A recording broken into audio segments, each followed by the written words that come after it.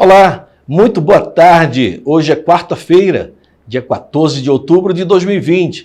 E eu estou aqui mais uma vez pedindo licença à senhora para entrar na sua casa, pedindo licença ao senhor para entrar na sua casa, pois está começando o programa Com o Brasil Nordeste de hoje. E para falar a verdade, eu estou igual formiga no açúcar, porque eu estou de volta aos estúdios aqui na TV Com o Brasil em Brasília. Se você não sabe, eu estava dando um giro, passei por São Paulo, Rio de Janeiro, Minas Gerais. Como é bom estar de volta nos estúdios da TV Com o Brasil, aqui em Brasília, rever o nosso amigo Guilherme, que segurou as pontas aqui, deu conta do recado. Tudo bem com a senhora? Tá tudo bem com o senhor? Muito obrigado mais uma vez pelo carinho da sua audiência. É muito bom poder contar com a sua companhia. Eu quero dizer muito obrigado por me permitir estar dentro da sua casa, dentro do seu santuário e dividir aquilo que nós estamos produzindo com muito carinho para você, tá bom? Olha, nós teremos hoje o Giro de Notícias, como sempre fazemos. Teremos também uma entrevista muito especial com o médico psiquiatra do estado do Piauí, que vai falar sobre essa questão da psique, do estado psíquico do povo brasileiro após esta pandemia do Covid-19. O programa está imperdível. Eu quero pedir que você mande um WhatsApp dizendo de qual cidade do país que você está assistindo o nosso programa, ou se você está vendo pela internet, manda uma mensagem para o YouTube, para o Facebook, dizendo de qual parte do mundo que você está assistindo a nossa programação. Eu quero muito poder mandar um abraço para você. Vamos começar com o nosso Giro de Notícias? A Natânia Mello, nossa assistente de mídias sociais, vai falar sobre o estado do Ceará. Natânia, é com você. O Tribunal Regional Eleitoral do Ceará decidiu pedir o envio de tropas federais para reforçar a segurança do primeiro turno das eleições 2020 em 10 municípios do estado. São eles: Fortaleza, Caucaia, Maracanaú, Sobral, Juazeiro do Norte, Crato, Barbalha, Pacajus, Horizonte e Itaitinga. A decisão de solicitar o auxílio na segurança veio após a coleta de demandas de 109 juízes eleitorais do estado. Para efetivar o envio, o governo estadual também deve se manifestar a favor ou contra.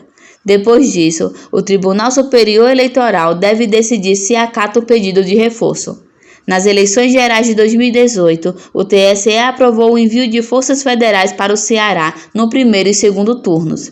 Já nas últimas eleições municipais, em 2016, o tribunal também acatou o pedido de reforçar a segurança com tropas federais no dia da votação do segundo turno na capital. Obrigado, Natânia. Vamos chamar o nosso colega Marcelo Jorge, que vai falar sobre o cinema brasileiro, mais especificamente sobre a participação do cinema nordestino, da produção nordestina no cinema nacional e mundial. Marcelo Jorge, é contigo. Olá, Sandro. Olá, telespectadores. Muito boa tarde para vocês. Olha, a Academia Brasileira de Cinemas e Artes Audiovisuais realizou no último domingo, com cerimônia transmitida ao vivo pela TV Cultura, o 19º Grande Prêmio do Cinema Brasileiro. Ainda que sem a tradicional festa, que anualmente reúne o setor em razão desta pandemia, o Grande Prêmio resiste para, mais uma vez, celebrar a diversidade da nossa indústria, representada por todas as gerações de realizadores do país inteiro. A abertura dos envelopes com os vencedores aconteceu ao vivo, auditada pela PwC, a mesma empresa que faz a apuração do Oscar. E o troféu Grande Otelo foi, após o anúncio, entregue diretamente na casa de cada um deles, depois da premiação, naturalmente. Entre os indicados, Sandro, o filme Estou Me Guardando para Quando o Carnaval Chegar, de Marcelo Gomes, levou o prêmio na categoria de melhor longa-metragem documentário. Esse filme, para o espectador ter conhecimento, conta a história dos moradores do município de Santa Cruz do Capibaribe, em Pernambuco, trabalhando o ano todo na indústria têxtil local, mas durante o carnaval gastam quase tudo o que ganharam indo para o litoral, isso mesmo, indo para a praia. Outro filme produzido no Nordeste recebeu destaque na premiação. A Princesa de Elínia recebeu indicação na categoria Melhor Longa-Metragem Animação. O filme não foi o premiado, mas deu um grande destaque à indústria do desenho animado, produzida hoje com alta qualidade no Nordeste. O diretor e animador gráfico Silvio Toledo é inclusive nosso amigo e mora em Campina Grande, na Paraíba. Estamos em contato com ele para uma entrevista ao Brasil Nordeste. Estas são as informações de cultura desta semana, aqui do Nordeste, para você que acompanha a TV Com Brasil. Para o Brasil Nordeste, Marcelo Jorge. Agora vamos até o Rio de Janeiro, onde está o nosso colega jornalista Kleber Araújo, naquela que foi a maior favela da América Latina, a Rocinha. O Kleber vai falar sobre a situação do prefeito Crivella. Kleber, com você. Boa tarde, Sandro de Moura. O prefeito do município do Rio de Janeiro, Marcelo Crivella, obteve junto ao Tribunal Superior Eleitoral uma tutela de urgência suspendendo os efeitos da condenação que o tornava inelegível até o ano de 2026. A liminar interrompendo a determinação do Tribunal Regional Eleitoral do Rio de Janeiro foi concedida pelo ministro Mauro Campbell Marques, relator do caso de Crivella no TSE. A decisão de Campbell teve como principal fundamento a ausência de contraditório nas provas colhidas na Comissão Parlamentar de Inquérito que serviram de base para o julgamento do TRE do Rio de Janeiro no final de setembro. Crivella foi condenado pelo TRE do Rio de Janeiro por abuso de poder e conduta velada numa votação unânime que o sentenciou à perca dos direitos políticos por 8 anos. Apesar de não ter analisado todas as provas do caso, mas apenas fatos que o tornaram inelegível, Campbell ressaltou a necessidade de conceder o efeito suspensivo, tendo em vista que a inelegibilidade de Crivella afetaria a disputa das eleições, já que o prefeito concorre à reeleição. O mérito do caso será analisado apenas quando os recursos subirem do TRE do Rio de Janeiro para o Tribunal Superior Eleitoral, sem previsão de prazo para um novo julgamento, que decidirá o futuro político de Marcelo Crivella. Kleber Araújo para o programa Com Brasil Nordeste. Agradecendo aos nossos parceiros pelo Giro de Notícias. Para fechar o giro, Eduardo Negrão em São Paulo, mas ele vai comentar sobre a eleição no Rio Grande do Sul, onde a ateia, ou não, depende da ocasião, está liderando as pesquisas. Eduardo Negrão, é com você. Boa tarde, amigos do Brasil Nordeste, da Com Brasil, eleições 2020. Hoje vamos falar sobre a região Sul, Porto Alegre, pesquisa do Real Time Big Data. Lá em Porto Alegre, a comunista Manuela Dávila, Ave Maria, está com 24%, liderando as pesquisas, 10 pontos à frente do segundo colocado, o José Fortunati, um candidato de oposição também, e em terceiro, uma coisa rara, o prefeito tentando a reeleição com apenas 10%, o prefeito do PSDB, Nelson Marquesan. Então um quadro totalmente fora da casinha do cenário brasileiro, com o Partido Comunista do Brasil liderando. A Manuela Dávila é aquela moça que se dizia ateia e que foi na missa com o Fernando Haddad durante a campanha, quando foi vice-prefeita, confrontando Hamilton Mourão e Jair Bolsonaro. Vamos para a capital mais charmosa do país, Florianópolis, onde o prefeito, aí sim, Jean Loureiro, do Democratas, lidera com folga, 44%, e em segundo colocado, a Ângela Min, do Progressista, com apenas 15%. Ângela Min, que já foi prefeita. Em terceiro, o Pedro Silvestre, do PL, com apenas 8%. Então, Florianópolis parece dar a lógica, o prefeito no uso da máquina, né, com ampla capacidade de reeleição. Do sul do Brasil, Eduardo Negrão. Nesta quarta-feira, dia 14 de outubro, é comemorado o dia de uma das principais atividades econômicas do Brasil. É comemorado o dia da pecuária. É muito expressiva essa cultura aqui no nosso território nacional. Essa atividade auxilia no desenvolvimento do país e também é responsável pelos alimentos que consumimos e pela produção de diversos produtos. Sabemos que a pecuária tem sustentado uma parte importante da economia do nosso país. Vamos à entrevista com o Dr. Robson, ele que é médico psiquiatra e conversou com a gente a respeito da situação do Covid-19 e de como que as pessoas elas foram afetadas emocionalmente durante a pandemia. Coloca a entrevista. O nosso bate-papo de hoje é com o Dr. Samuel Robson Moreira Rego. Ele é teresinense, da Gema, como ele falou para a gente aqui em off, nasceu e se criou em Teresina, nunca morou em outro lugar, a não ser quando ele saiu para fazer uma especialização. O Dr. Samuel, ele é médico graduado pela Universidade Federal do Piauí, também fez residência médica em psiquiatria pela Universidade Federal do Piauí, especialista em dependência química pela Universidade Federal de São Paulo, entre outros cursos que ele tem aí no seu currículo. E também conosco aqui o Eduardo Negrão, nosso diretor, jornalista, que está em São Paulo. Boa tarde, Eduardo Negrão. Boa tarde, doutor Samuel. Boa tarde. Olá, boa tarde a todos os que estão ouvindo aí agora nesse momento. É uma satisfação muito grande poder estar aqui nesse bate-papo que, ao mesmo tempo, é descontraído, né? Algo que vai ser, certamente, aí vai edificar todos que estão ouvindo aí, eu espero que sim. Certeza. Doutor Samuel, antes de entrar nessa questão que é a sua especialidade, a mente humana, os distúrbios psíquicos e coisa do gênero, gostaria que o senhor falasse um pouco da sua vivência, da sua infância aí no Piauí. Olha, eu nasci em Teresina em 1978 e eu digo a vocês, né, Teresina era uma cidade muito boa de se morar, uma cidade tranquila, uma cidade de pessoas muito sociais, de pessoas acolhedoras, né? Eu estudei a maior parte da minha vida numa escola franciscana, que é o Diocesano, São Francisco de Sales. Lá aprendi muitos valores importantes, né? Também tive meus primeiros contatos religiosos, aprendendo mesmo assim coisas que são de extrema relevância para uma vida em sociedade. E apesar de ter um clima um pouco quente, alguns não se agradam muito, eu particularmente gosto desse clima quente, já tive a oportunidade de estar em outros locais frios, não me adaptei bem, né? Então eu particularmente eu valorizo esse calor que a gente tem aqui, gosto de Teresina, gosto do Piauí.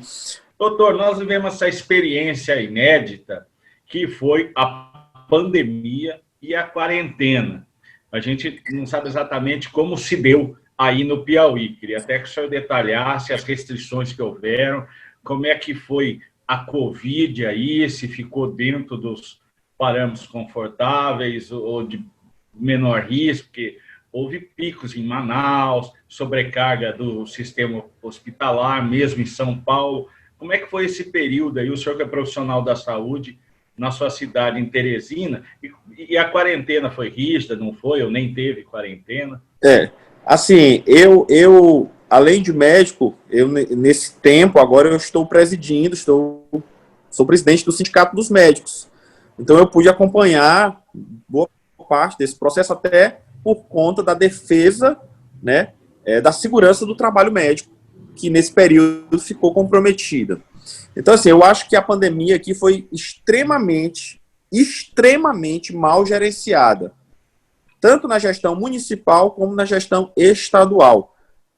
Os critérios técnicos, eles foram pouco vistos, e a gente observou uma criação de um pânico, tá, que não justifica a forma com que foi conduzido, o medo que foi gerado aqui, né, e em algumas situações até uma repressão, uma opressão da gestão em relação ao fechamento do comércio, a forma com que foi feito. Isso gerou assim, muita tensão aqui em Teresina. Prendendo, inclusive, comerciantes aí, né, doutor Samuel? E de uma forma totalmente absurda, de uma força desnecessária, né, algo totalmente incompatível com o que a situação exigia.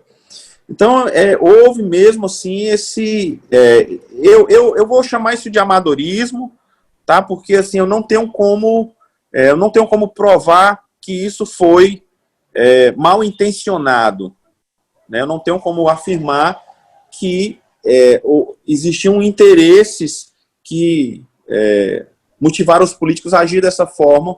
Então eu vou dizer que isso foi mesmo a incompetência deles, né? Realmente o amadorismo. Porque não faz sentido isso. Aqui não houve uma superlotação dos hospitais. Foram criados 3 hospitais de campanhas, um do Estado e 2 da Prefeitura. Esses hospitais pouco funcionaram, inclusive já estão fechados. Teve um da Prefeitura que não chegou nem a funcionar. Os sindicatos médicos foram ouvidos para essa tomada de decisão? O doutor Marcos da Amazônia diz o seguinte: os políticos, eles seguiram a ciência política, a ciência deles, eles não ouviram a gente, os médicos. Isso não, aí aconteceu também no Piauí? Meu amigo, eles não ouviram, não chamaram a gente, nós denunciamos, inclusive, eu tive que fazer vídeos aqui denunciando os EPIs, em um deles eu cheguei a rasgar um EPI, né, assim, mostrando a falta de qualidade, e para tentar sensibilizar a população, para tentar ter uma reação, que inclusive teve uma grande repercussão, esse vídeo, né, onde eu rasgava o EPI, que parecia assim algo totalmente de papel, né? Algo que não tinha condições de proteger, seja quem fosse. Imagine um médico na linha de frente do Covid. Então, assim, muito dinheiro que entrou, a gente acompanhou, o governo federal enviando aí uma grande quantidade, uma grande soma de recursos, e esses recursos nós não temos, assim, a percepção da aplicação prática deles, porque EPIs não tinham qualidade, hospitais de campanha funcionaram de uma forma totalmente subaproveitada, né?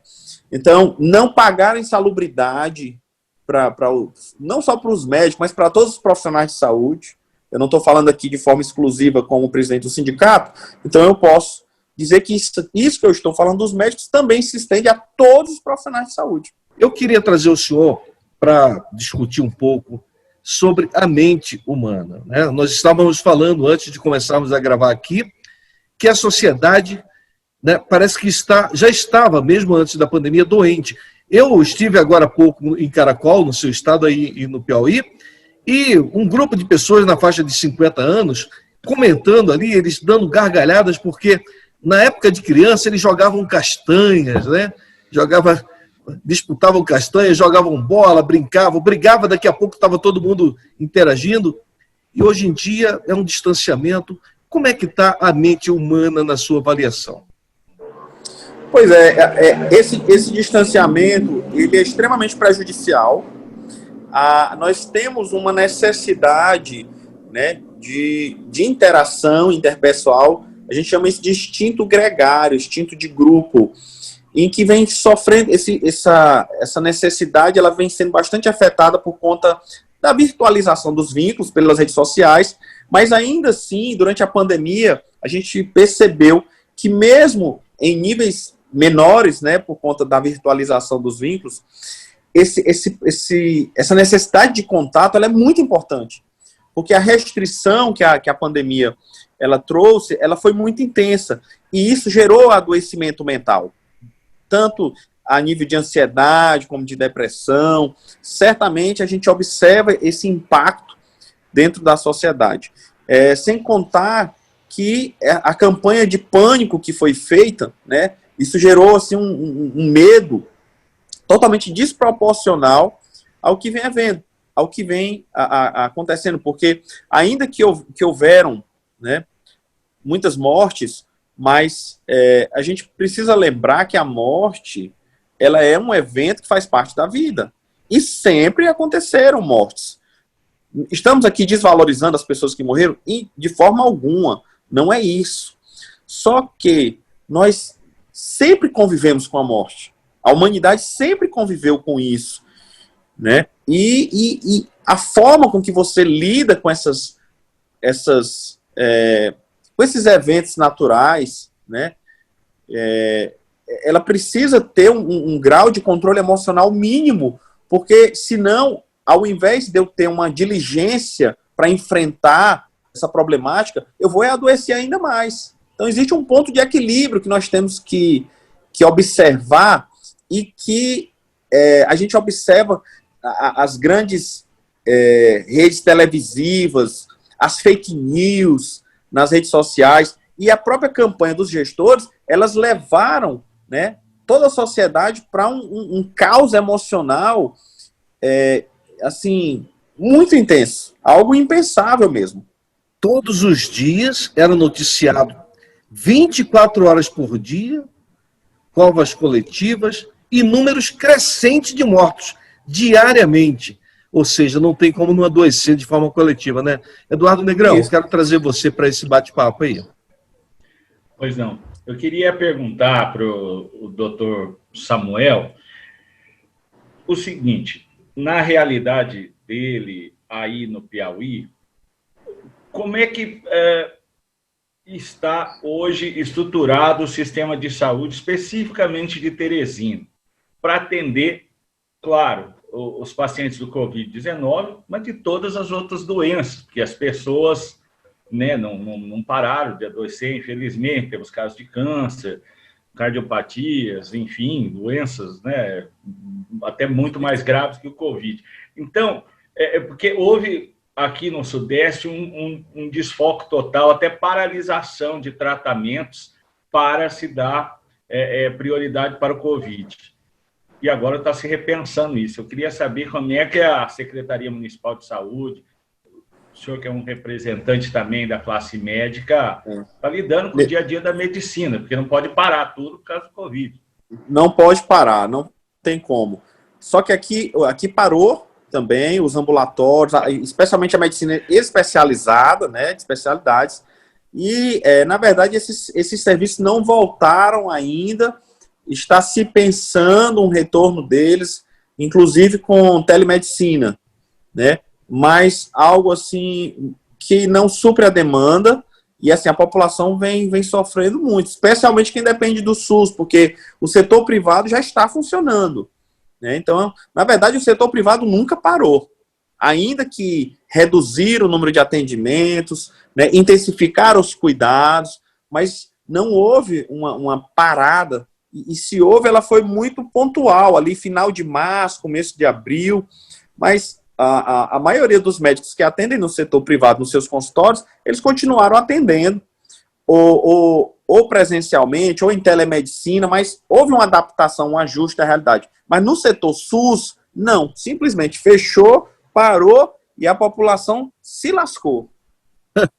Literalmente. Literalmente, é fato. Eu gostei dessa rima aí, dá para fazer até um cordel, né? Parou e a população se lascou. Bem, eu fiz aqui essa intervenção para dizer para você o seguinte: nós vamos continuar com a entrevista com o Dr.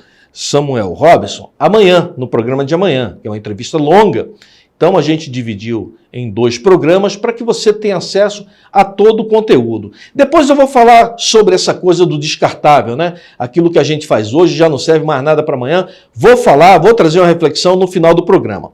Nós estamos já chegando à parte final. Eu quero trazer então a minha amiga Célia Moraes, que é presidente do Instituto Desafio Jovem, aqui de Brasília. Ela vai trazer a Pílula da Família. A pílula que vai sarar a sua família, especialmente se você tem pessoas, parentes, amigos, com problema em relação à dependência química. Essa pílula vai sarar você. Célia Moraes, é com você. Olá pessoal, estamos aqui de volta e hoje vou compartilhar com vocês uma história pessoal. Quando meu filho estava no uso ativo de drogas, ele era jovem, por volta de 15, 16 anos, eu tinha muitas decepções. Quando eu chegava em casa do trabalho e ia procurar algum objeto, alguma coisa de valor, por exemplo, eu me lembro uma vez que eu fui procurar uma faca elétrica, que eu precisava cortar lá uns frios, e não achei minha faca elétrica. Eu falei, mas como é que sumiu? Até que eu fui descobrir que ele tinha vendido minha faca elétrica. E aí eu fui descobrindo outras coisas que tinham sumido da minha casa, e um dia eu estava com a minha bolsa sobre a mesa na sala e eu tinha o dinheiro suficiente para eu ir trabalhar no dia seguinte e comprar as coisas para ele, para manter lá o dia dele em casa. E eu fui pegar esse dinheiro, e o dinheiro não estava na bolsa. Subiu assim dentro de mim uma raiva, uma vontade de fazer alguma coisa, uma vontade de resolver aquela situação que eu não estava suportando mais. Todas as vezes que eu me decepcionava, eu ficava naquele estado, eu dizia, não chega, não quero mais saber, eu vou chamar a polícia. Eu tomei essa decisão na hora, eu falei, vou chamar a polícia. Aí eu parei para pensar, eu falei, mas a polícia vai vir aqui, mas mesmo assim eu fui. E o policial me instruiu, ele falou, olha, não é possível uma mãe vir e abrir uma ocorrência para um filho que mora na mesma casa. E ele me explicou todas as coisas que um policial faz, etc. E baseado nisso, eu fui atrás de informação, para que eu pudesse então lidar comigo no momento em que eu deparasse com um roubo dentro da minha casa feito pelo meu próprio filho. E aí eu comecei a entender, gente, que é o seguinte, o policial, ele não sabe lidar com dependente químico. Ele não é preparado para isso. Então não adianta você chamar a polícia. O que a polícia pode fazer com aquela pessoa é aconselhar, principalmente se ela for dentro da sua casa. E se houver uma abordagem na rua que você chamou para a pessoa ser abordada lá na rua, não vai ser uma abordagem correta. Então não faça isso, não chame a polícia. Eles não são o melhor caminho para cuidar daquela pessoa, né? Então hoje eu entendo bem a função da polícia. O policial, ele tem o dever de manter a ordem. E para manter a ordem, ele é treinado, e muitas vezes a gente fala, puxa, ele não tem a menor consideração. Nossa, ele não tem empatia, ele não está vendo o meu sofrimento.